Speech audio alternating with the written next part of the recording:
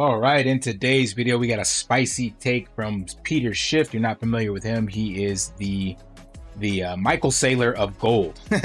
So he's been around for quite a while and is very, very vocal about gold being superior to Bitcoin.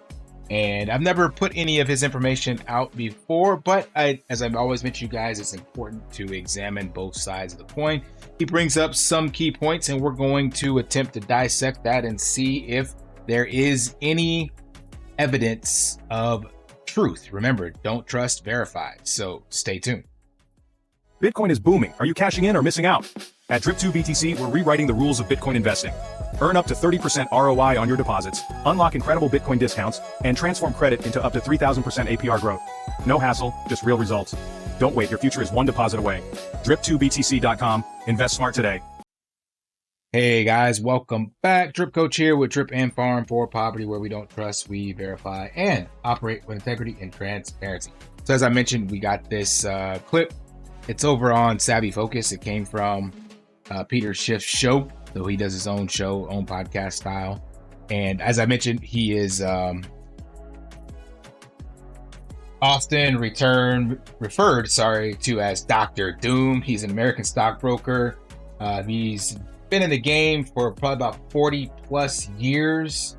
And he does a lot of financial commentary work on like the major news networks. So we're going to play this first clip of basically him ranting right after the Bitcoin conference about why Bitcoin is basically failing right now. Nobody wants to talk about is that Bitcoin basically peaked out in November of 2021 in terms of gold. Bitcoin today at 105,000 with gold at 3,300. Bitcoin is about 10% lower than it was at its peak in 2021. Now, a lot of people say, hey, I'm cherry picking. No, I'm specifically picking a peak, an important peak in Bitcoin in 2021. And my point is that measured from that peak almost 4 years ago, Bitcoin is 10% lower. Bitcoin may be great. So we're going to take a look at the on-chain information, check out the charts on that specifically. So that's kind of the big linchpin of this entire rant, is that Bitcoin is down in gold terms. So he says you can't evaluate it against dollars because dollars are constantly inflating, and everything against dollars is going to be more quote unquote valuable in dollar terms because there's more dollars in the system. So yeah, that makes sense. Totally agree. And we want to check the charts to see about that and see if truly in 4 years ago, if that is the case. And there's one more clip I want to play from him where he's talking about the price of Bitcoin and what it's doing currently. Dreaming of a custom. Just telling me that Bitcoin is going to beat gold. It's not going to beat gold. Dreaming of a custom. And it's not going to be sorry, Peter. It's going to be sorry, Mike, and the investors. You can't ignore that. There is significance to the fact that Bitcoin's peak, or where Bitcoin is right now, is lower than where it peaked 4 years ago.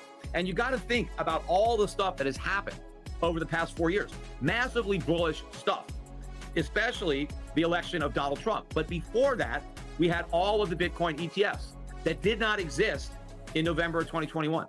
So we have all these ETFs, and we have MicroStrategy's 2121 plan, all the Bitcoin that MicroStrategy has bought, all the copycat Bitcoin reserve companies that already exist, all the new ones, the strategic Bitcoin reserve, and various states establishing their own strategic Bitcoin reserves, right? So you've had all of this bullish stuff, all of this government and Wall Street buying of Bitcoin. No gold, right? Wall Street's not buying gold. U.S. government, none of these states are coming up with strategic gold reserve, right? In fact, the gold ETFs are smaller today than they were 4 years ago. They've had net liquidations during that time period. Yet despite all the bullishness and all the buying, and me just being at a conference with 35,000 people, this is the biggest Bitcoin conference they've ever had, right? All this happened, and Bitcoin is lower than it was 4 years ago. So what does that tell you? Somebody is selling their Bitcoin. And that is true. So again, there is a whole bunch of momentum and catalysts behind this. And many of us thought we would see higher Bitcoin prices. So as he stated, someone is selling And we're going to check on chain to see if we can figure out who that is as well.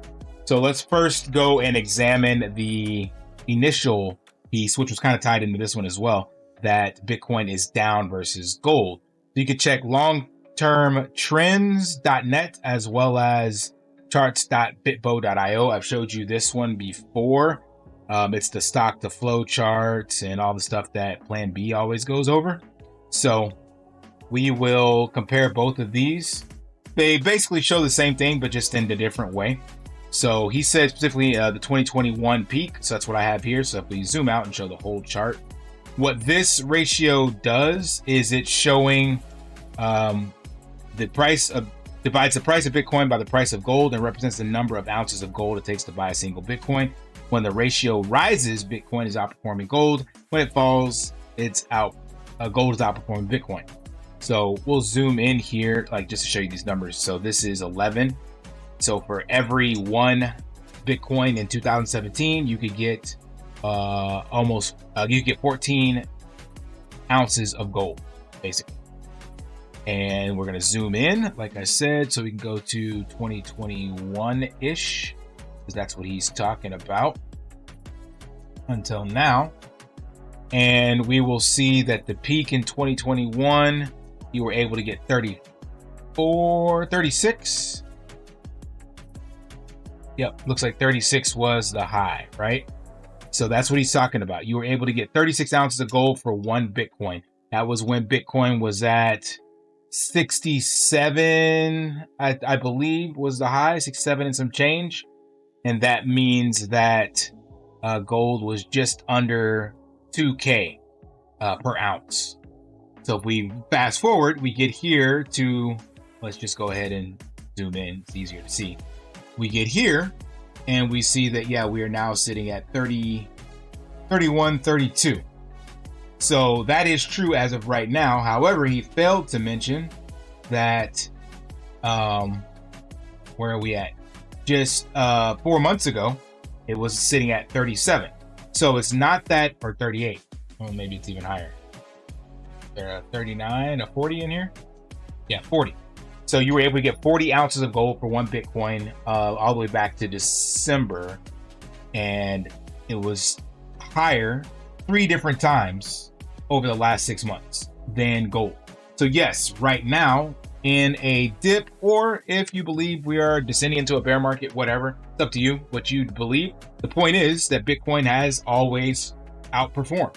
So let's go with the latter case and say that we're going into a bear market.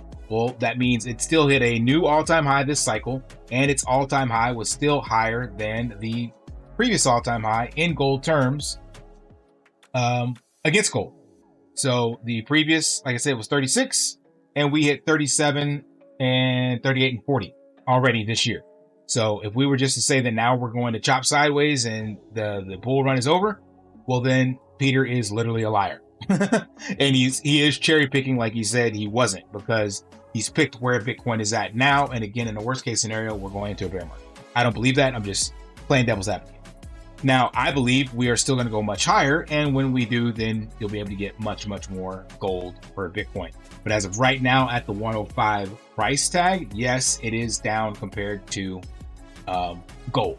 Absolutely right. So just that alone kind of dismantles his entire thesis. And we can look over here on bitbo.io and see the same thing. Let's zoom in here. You got 2021. So this chart is just showing BTC price in grams of gold and in ounces. So you got a high of 849 and 30, maybe it's higher. Yeah, almost 1,000. 987, 999, yeah, 1,000 right in there somewhere. 1,034. And then you can see that we peaked above that again, 1,057 and 37, right? So both charts show the same thing, as they should, because it's literally public data of what the price of Bitcoin is and the price of gold, right? So it's simple math. You're just dividing the two. So that, again, already automatically dismantles Peter's argument. But as he did mention, the price is down right now, so somebody is selling, and the question is, who is selling? So we can go to Glassnode. They do a lot of the on-chain analysis. They have charts and stuff like that, but they charge you for the more detailed charts.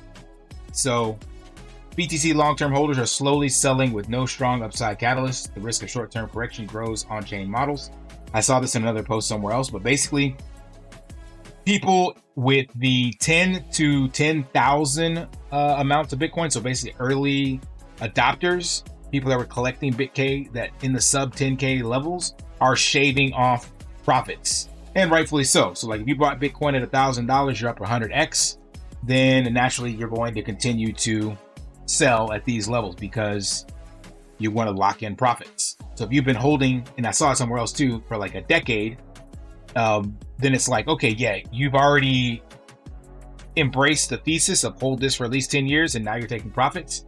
So I think there's going to be a lot of volatility, long-term sideways price action at these ranges until you get these massive catalysts from the nation states and sovereign wealth funds and other companies and countries buying the billions and billions at a time, because you'll need this kind of omega candle like Samson Mao mentioned for this to break these resistance levels at like 110, 120, 130, 150, all that. So you can see from this chart from Glassnode as well that for the most part, the blue represents people that are accumulating or holding, and the red is selling. So like it says here, accumulation is not visible across nearly the entire wild spectrum. Even sub 1 BTC holders have flipped from distribution to light accumulation. So it's still showing that people are buying, but this other chart they mentioned is that long-term holders are selling or locking in profits. So even the ones that are selling are still like probably dollar cost averaging or buying Bitcoin as well. So TLDR, what Peter mentioned is not entirely accurate. But like I said, you always want to digest both sides of the narrative. Peter is a huge vocal opponent of gold, and we have seen gold hit new all-time highs, and it's because some of the stuff that Jack mentioned, that countries like China or like Russia that Russia can't participate in our markets anymore. We kind of nuked, or did they change that? I don't know. But what we did to their treasuries back during the Biden administration basically left a bad taste in most countries' mouths. It's like, yo, we can be storing our wealth in this asset in US treasury bonds, and they can just go ahead and say, sorry, you're not able to convert that anymore. So you have countries like China that and other BRICS nations that are like, all right, we need to do something. What's the something that we can buy that's global and decentralized? So that's kind of gold and Bitcoin. So they are stacking both, hence why we've seen the new all-time highs in gold, as well as people that are familiar with the fiat system getting ready to collapse and blow up. They too are stacking more gold. So TLDR, Bitcoin's still up, even if it's over and we're in a bear market, which I don't believe we are. Bitcoin already outperformed gold 3 different times this cycle. So yes, Peter was cherry picking and spreading more doom and gloom. All right, that's all I got. Smash that HBO special, help brother out, like, subscribe, comment down below, and until next time, lift daily and achieve your impossible. See ya.